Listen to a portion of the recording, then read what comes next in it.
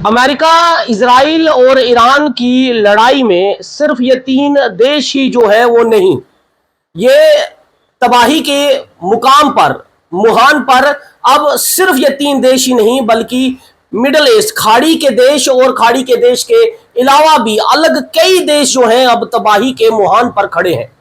और सबसे बड़ी परेशानी का कारण जो है वो सबसे ज्यादा ऑयल की बढ़ती हुई कीमतें। आपको याद होगा कुछ दिन पहले एमईए की तरफ से, भारत सरकार के एमईए की तरफ से एक बयान जो है वो जाहिर किया गया। उन्होंने कहा कि 25 दिन का सिर्फ ऑयल, क्रूड ऑयल जो है वो भारत के पास रह गया है। और उसके बाद चिंताएं जो है वो तेल की बढ़ती हुई कीमतों को लेकर सब जगह जो है वो बढ़ गई। और इस कीमतों को बढ़ने का एक मुख्य कारण यह था कि ईरान का जो स्टेट ऑफ होमरुज का जो रास्ता है, जहां से पूरी दुनिया का 20% तेल जो है, टैंकर्स जो है वो वहीं से जो है वो जहाज जो है वो गुजरते हैं। और ईरान ने साफ कह दिया था कि अगर यहां से कोई भी अगर जहाज, ऑयल टैंकर का अगर गुजरेगा तो हम उसको जो है वो उड़ा देंगे, जला देंगे। हालांकि उसने बाद में चाइना को जो है इसकी इजाजत दी कि चाइना जो है वो सिर्फ जो है वो यहां से तेल का आयात जो है वो कर सकता है। उसके बाद ये खबर जो है वो जब आई, उसके बाद कीमतों को लेकर बड़ा ही ये बवाल जो गया। आज हम इस में यह बात जरूर करेंगे कि क्या स्टेट ऑफ होमरुज जो है वो पूरी दुनिया के लिए ऑयल की आयात के लिए इतना महत्वपूर्ण आखिर क्यों है, और अगर ये रूट ईरान बंद कर देता है तो दुनिया के ऊपर कितनी बड़ी तबाही, कितनी महंगाई जो है ये सब बढ़ जाएगी। हम उस पर भी आज जो है बात करेंगे। हम बात इस पर भी करेंगे कि क्या रशिया, हमारा जो दोस्त भारत का रहा, उससे जो ऑयल को लेकर अब जो अमेरिका के साथ जो डील हुई है, ट्रेड डील हुई है, उसमें रशिया हमारा जो सबसे ज्यादा तेल जो है वो भारत को आयात करता है, वो अब कितना तेल आयात कर रहा है, 2026 में कितना आयात कर रहा है, और ये अमेरिका, ईरान, इजराइल की जंग के बाद कितना तेल जो है वो हमारे भारत को जो है वो आयात कर पाएगा या नहीं कर पाएगा। हम इस पर भी बात करेंगे कि क्या अमेरिका के साथ जो ट्रेड डील हुई है, क्या वो आने वाले और कई सालों में, जिस मुहान पे आज पूरी दुनिया जंग के माहौल में खड़ी है, क्या ये दिक्कत, ये परेशानी सिर्फ इसी वॉर के लिए है, या आने वाले भविष्य में भी अगर कोई वॉर, कोई देश आपस में अगर भिड़ते हैं तो ये ऑयल का खतरा जो है पूरी खाड़ी देशों में और पूरे देश में, जितने भी दुनिया में जितने भी देश हैं, उन सब पर क्या असर जो है वो पड़ेगा। हम इस पर भी बात करेंगे कि जो भारत को विश्व गुरु बोला जाता है, क्या वाकई ही भारत विश्व गुरु की दौड़ में सबसे आगे बढ़ता हुआ जा रहा है, या फिर भारत की कमान जो है अभी भी डोनाल्ड ट्रंप जो है वो संभाले हुए हैं। क्या वहीं से हर फैसला जो है आने वाले दिनों में, भारत की हर तकदीर क्या वहीं से लिखी जाएगी? अगर वहीं से लिखी जाएगी तो फिर क्या सच में भारत देश जो है वो विश्व गुरु की दौड़ में सबसे आगे कभी पहुंच पाएगा, या फिर अमेरिका से हमेशा पीछे ही जो है वो रह जाएगा? आज हम इन सब पर बात करेंगे। मैं उम्मीद करूंगा कि आप लोग जो है इस वीडियो को ज्यादा से ज्यादा शेयर करें, क्योंकि आज सिर्फ हम इस क्रूड ऑयल की बढ़ती हुई कीमतों को लेकर आज के ही नहीं बल्कि आने वाले भविष्य में भी क्या खतरे जो है वो हो सकते हैं, उस पर भी जो है वो खुलकर जो है वो बात करेंगे। सबसे पहले हम बात ये करें कि ऑयल की बढ़ती हुई कीमतों को लेकर जो एमईए ने जो बयान दिया, भारत के एमईए ने जो बयान दिया, उनसे टेंशन कितनी ज्यादा बढ़ी कि 25 दिन का ही सिर्फ क्रूड ऑयल जो है वो भारत के पास रह गया है। लेकिन उसके बाद ये जो खबर जो है, इसकी राहत तब मिली जब अमेरिका ने और रशिया से तेल लेने के लिए हिंदुस्तान को जो है वो राहत दी। अगर अमेरिका ये राहत नहीं देता तो क्या हमारे पास वाकई ही 25 दिन का क्रूड ऑयल रह जाता? और अगर स्टेट ऑफ होमरुज का जो रूट जो है, जो ईरान ने बंद कर दिया था, क्या वो अगर बंद ही रहेगा तो अगर अमेरिका ये रियायत नहीं देता तो फिर हिंदुस्तान जो है वो भारत में क्रूड ऑयल की अवेलेबिलिटी को किस तरह से पूरा करता? ये एक बड़ा सवाल जो है वो बन गया है। हालांकि ये रूस की अगर हम बात करें, रूस और हम अपने अगर भारत के क्रूड ऑयल की बात करें तो भारत अपना 85%, 80 to 85% आयात जो है वो खाड़ी के देशों से जो है वो करता है, जिसमें सऊदी अरबिया, यूएई, या आप मान के चलें ब्राजील, कुवैत, ये सारे, इराक, ईरान, यहां से सारा खाड़ी का जो ये स्टेट ऑफ होमरूज का जो रास्ता है, यहां से ये देश जो है वो तेल लेते हैं और इनसे कई देशों से आयात जो है वो भारत जो करता है। भारत पूरी दुनिया में तीसरा सबसे बड़ा देश है जो तेल जो है वो खरीदता है। भारत में 85% तेल जो आता है वो बाहरी देशों से आता है। अब यह भी समझना जरूरी है कि आखिर इसमें हमारा सबसे बड़ा परचेजर हमारा है कौन। अगर 2025 की बात करें तो 2025 में जो आंकड़े बताते हैं, रशिया हमारा सबसे बड़ा आयात, जिससे हम ऑयल जो है वो कच्चा तेल जो है वो खरीदते थे, जो तकरीबन 35% तक 1.7 to 1.8 billion per barrel day का हम 2025 में जो लेते थे। उसके बाद अगर दूसरा सबसे बड़ा परचेजर अगर इंडिया का देखा जाए तो वो इराक था। 21% जो है हम उससे क्रूड ऑयल कच्चा तेल जो है वो लेते थे। उसके बाद सऊदी अरबिया, उसके बाद यूएई, उसके बाद अमेरिका और वेनेजुला। अमेरिका 2025 में 7% जो है हम क्रूड ऑयल जो है वो लेते थे, और वेनेजुला जो तकरीबन 0.5 या 7 तक था, अब वो 1% तक जो है वो पहुंचा है। 2026 में बात करें, लेकिन 2026 में जब हम भारत के क्रूड ऑयल के कच्चे तेल की आयात की बात करते हैं तो उससे पहले हमें अमेरिका का वो ट्रेड डील जो है उस पर बात करनी बहुत जरूरी है। अमेरिका ने साफ 50% टैरिफ की सैंक्शन की धमकी जो है वो भारत को जो है वो दी थी, और ये कहा था कि अगर आप रशिया से तेल लेंगे तो मैं ये आयात जो टैरिफ जो है वो 50% तक जो है वो रहेंगे। लेकिन जब ट्रेड डील हुई और हिंदुस्तान ने ये कहा कि हम रशिया से तेल नहीं लेंगे, तो ये टैरिफ 25% आया। फिर उसके बाद अब जो है 18% और अब 15% तक ये टैरिफ है। लेकिन सवाल यह है कि फिर रशिया के साथ जो कच्चे तेल का जो आयात था वो दिन बर दिन कम होता गया। 2026 फरवरी तक जो है वो तेल का आयात भारत रशिया से जो 35% ले रहा था वो 21% पर, 20 से 21% पर पहुंच गया। जहां हम 35% मतलब 1.7 मिलियन बैरल पर डे ले रहे थे, वही 2026 में 1.1 मिलियन बैरल पर डे पर आ गया। उसके बाद 2026 में ये आयात जो है रशिया के साथ बिल्कुल जो है वो कम होता गया। लेकिन आखिर अब इस जंग के माहौल में ऐसा क्या हो गया कि इंडिया फिर जो है वो रशिया से तेल का आयात जो है वो करना चाहता था। रशिया भी चाहता था। रशिया ने अपनी दोस्ती दिखाते हुए ये कहा, उसने ये मैसेज दिया कि 1 करोड़ बैरल जो है हमने समुद्र में जो है तकरीबन 9.5 मिलियन बैरल जो है वो हिंद भारत के नजदीक जो समुद्र है उसके पास, रशिया के पास ये ऑयल पड़ा हुआ है और वो भारत को बेचना चाहता था।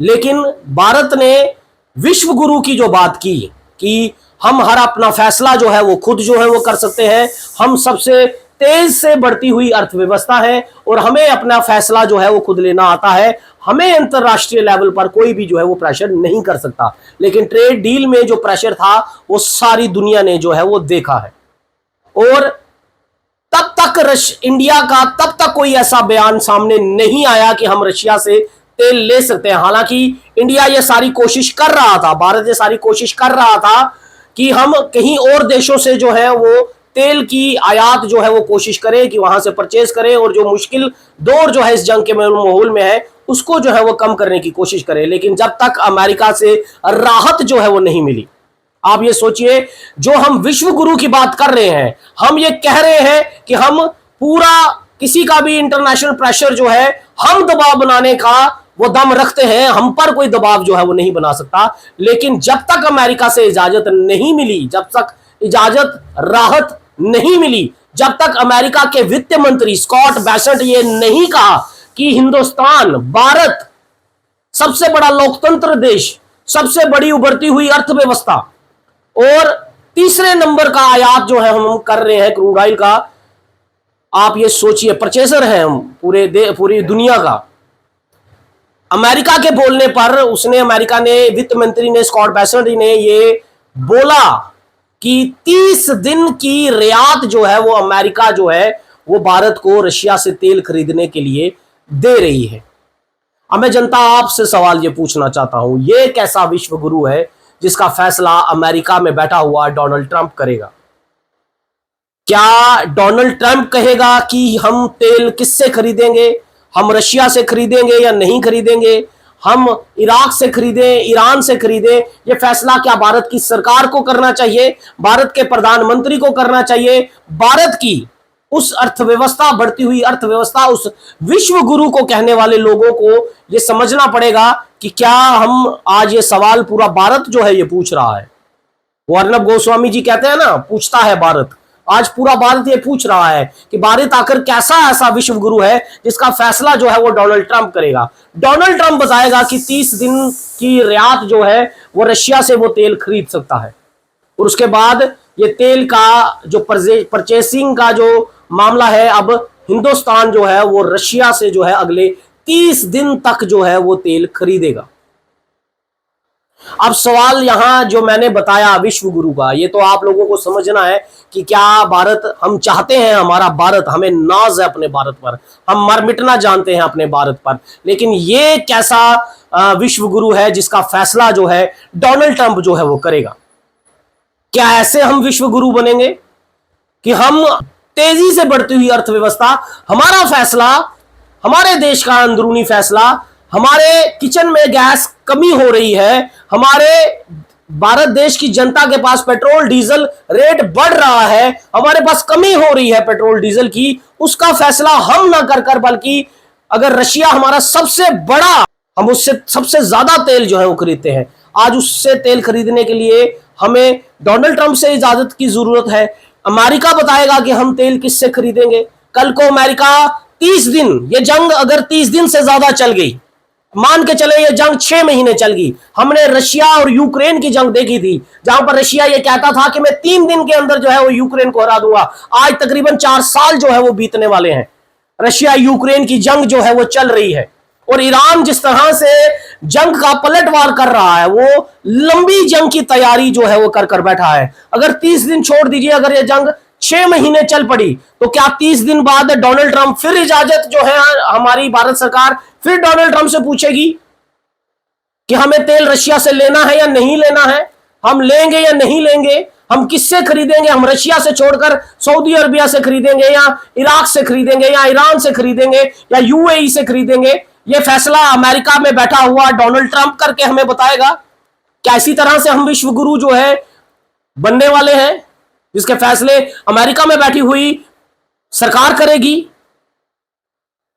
ये तो अलग है, ये सवाल तो मैं जनता के सामने छोड़ के जा रहा हूं, इसका जवाब आपको जो है खुद ढूंढना है।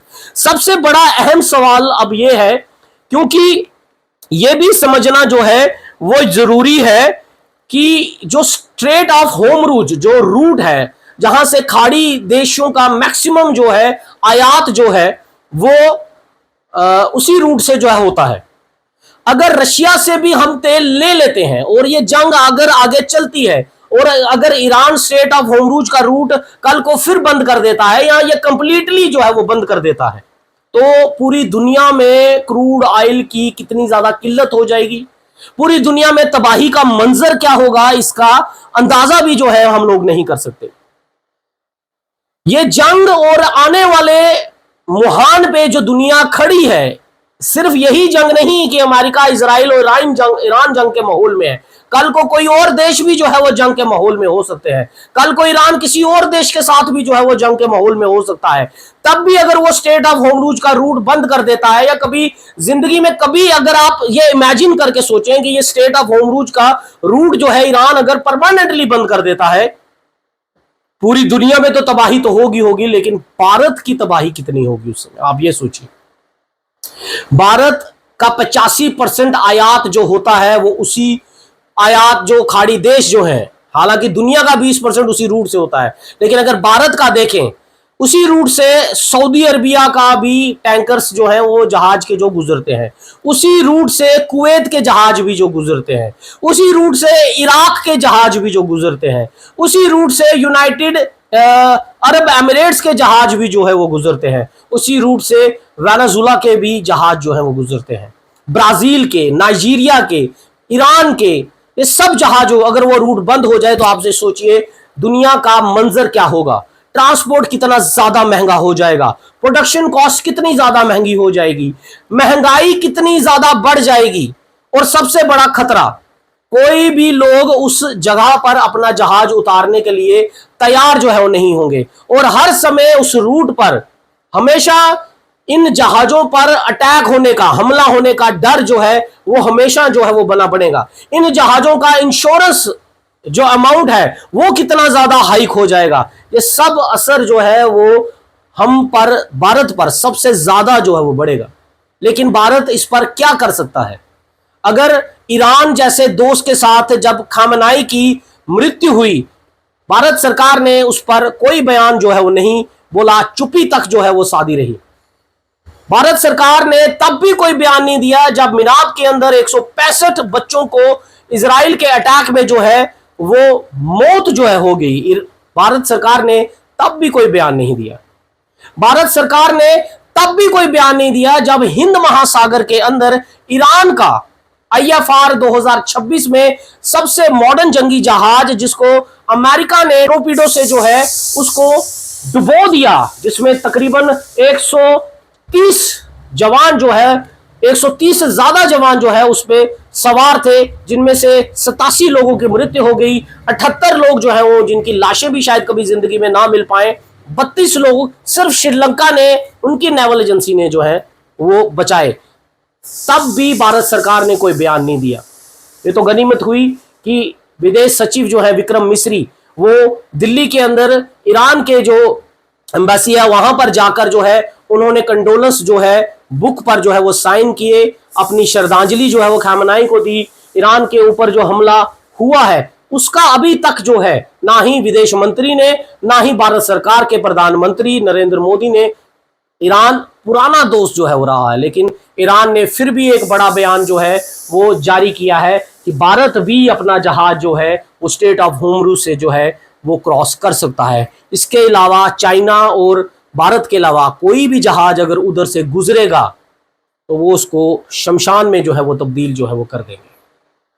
अब सवाल सबसे बड़ा ये है कि अगर स्टेट ऑफ होर्मुज़ रूट बंद हो रहा और ये जंग अगर 30 दिन से ज्यादा चल गई, अमेरिका ने तो ये इजाजत दी है भारत सरकार को कि आप 30 दिन तक रशिया से तेल खरीद सकते हैं, लेकिन अगर ये जंग 6 महीने चल गई, 1 साल चल गई, तो क्या हर 30 दिन बाद भारत सरकार अमेरिका में बैठे हुए प्रेसिडेंट डोनाल्ड ट्रंप से इजाजत लेती रहेगी कि हम तेल रशिया से ले या ना लें? इंटरनेशनल प्रेशर बनाने का दम भारत जो है वो रखता है। तो फिर सवाल ये है कि आज हमें अमेरिका की इजाज़त क्यों पड़ रही है रशिया को तेल लेने की? और क्या ये 30 दिन बीतने के बाद फिर भारत जो है वो इजाज़त लेगा? और ये जंग के माहौल में आखिर कितनी देर चुप्पी जो है वो भारत सरकार जो है बना कर रखेगा? क्या अमेरिका, इजराइल और ईरान का रिलेशन तीनों जगह, हालांकि भारत इतनी अच्छी अर्थव्यवस्था है, बढ़ती हुई अर्थव्यवस्था है, जिसको हर देश जो है वो जुड़ना चाहता है, लेकिन क्या भारत अपने पुराने दोस्तों को भूलता जा रहा है? क्या पुराने दोस्त ईरान, जिसको 60,000 करोड़ जो है वो यहाँ पर भारत की यहाँ पर बैंक्स में, यूको बैंक में और IDBI बैंक में जो है वो रखा, उन बैंकों को बचाया ईरान ने। रशिया जो ऑपरेशन सिंदूर के अंदर अगर यहाँ पर सबसे ज्यादा तबाही अगर किसी ने बचाई तो वो रशिया का S-400। हालांकि हम ये नहीं कह सकते कि तेल के आयात से रशिया के साथ हमारा जो है वो रिश्ता खराब हो सकता है, अमेरिका के साथ रिश्ता खराब हो सकता है, या इजराइल के साथ रिश्ता खराब हो सकता है, क्योंकि भारत की अर्थव्यवस्था और रिश्ते सिर्फ तेल के साथ ही नहीं बल्कि और भी कई जगहों पर ये रिश्ते जो हैं वो जुड़े हुए हैं, चाहे फिर वो हमारा डिफेंस के साथ हो या और भी कई चीज़ों के साथ जो है वो इन देशों के साथ रिश्ते जुड़े हुए हैं।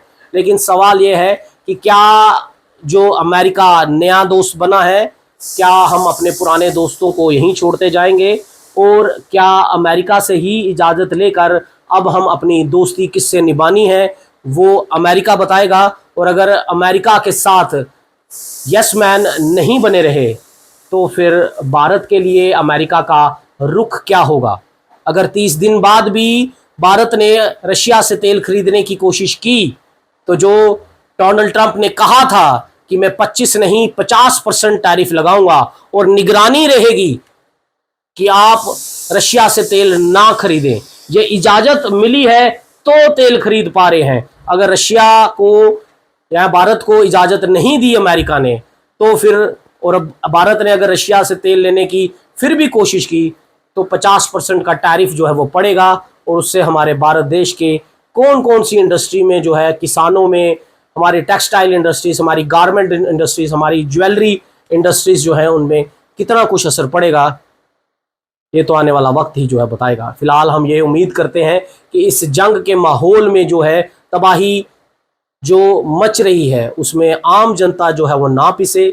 जो देश इस जंग में नहीं है उनकी अर्थव्यवस्था को कोई गहरी चोट ना पहुंचे। ईरान से भी यही उम्मीद करते हैं कि स्टेट ऑफ होमरूज का रास्ता जो है वो सिर्फ चाइना और भारत के लिए नहीं बल्कि सबके लिए खोले। वो इसलिए ज़रूरी है क्योंकि खाड़ी देशों का रूट भी इसी जगह से आता है, और खाड़ी देशों में अगर हम बात करें, इराक जो है जहां उसी रूट से गुजरता है, इराक हमारा तीसरा सबसे बड़ा जिससे हम तेल खरीदते हैं। सऊदी अरबिया, 2026 के आंकड़ों की बात कर रहा हूं, सऊदी अरबिया दूसरा सबसे बड़ा देश जो है वो हम जिससे क्रूड ऑयल जो है वो खरीदते हैं। रशिया अभी भी हमारा सबसे पहला है, लेकिन 20 से 21%, क्योंकि कई रिफाइनरीज ने जो है वो अब शिफ्ट जो है वो किया है। जिस तरह सबसे बड़ी रिलायंस जो रिफाइनरी है उन्होंने जो है अमेरिका की तरफ जो है वो वेनेजुला की तरफ जो है अपने आप को शिफ्ट जो किया। अभी भी इंडियन ऑयल BPCL जो है वो रशिया से जो है वो तेल जो है वो खरीदती है। अभी भी 21% की भागीदारी जो है रशिया हमें,